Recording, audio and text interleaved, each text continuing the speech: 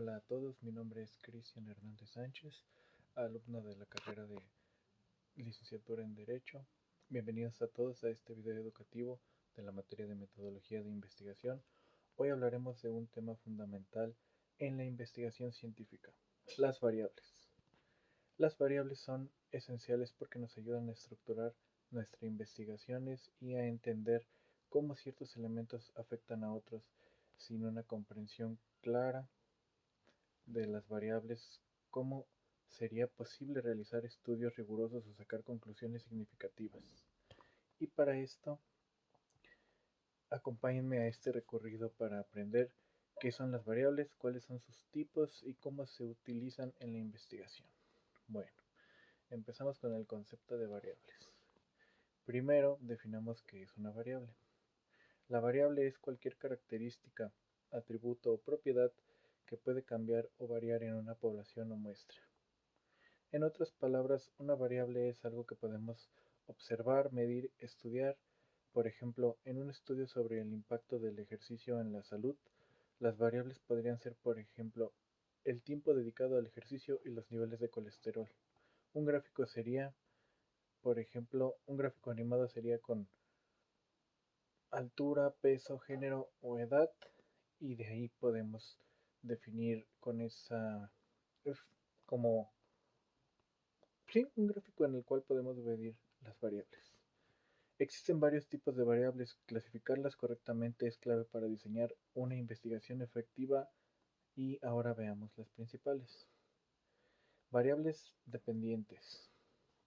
Una variable dependiente es aquella que queremos medir o explicar. Es el efecto o resultado que depende de otra variable. Ejemplo.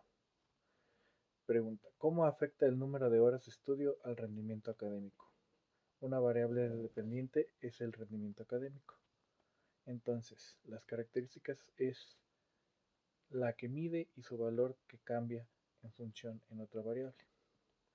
Otra de ellas de las variables son las variables independientes, que por otro lado, la variable independiente es la que manipulamos o controlamos para observar su efecto en otra variable. Un ejemplo sería cómo influye la intensidad del ejercicio en la pérdida de peso. La variable independiente es la intensidad del ejercicio. Entonces, una de las características es la causa o el factor controlado que influye directamente en la variable independiente. Otra de las variables es la variable continua. Las variables continuas son aquellas que pueden tomar un rango infinito de valores dentro de un intervalo. Un ejemplo de ellas podría ser la altura de una persona de 1,70, 1,71, 1,71,5, etc. Y otra podría ser la temperatura, 25 grados con 5, 22 grados con 6, etc. Se puede medir con precisión y a menudo representar en gráficos con líneas continuas. Otro tipo de variables podrían ser las variables discretas. En contraste a las variables discretas, solo pueden tomar valores específicos, generalmente enteros. El número de hijos en una familia sería 1, 2 o 3. El número de vehículos en un hogar sería 0, 1 o 2. Algunas de sus características principales son que no admiten valores inmediatos y suelen representarse con gráficos de barras. Bueno, y en conclusión al tema, para cerrar, recordaremos los siguientes puntos claves. Las variables son el corazón de cualquier investigación científica. Pueden clasificarse como dependientes, independientes, continuas o discretas.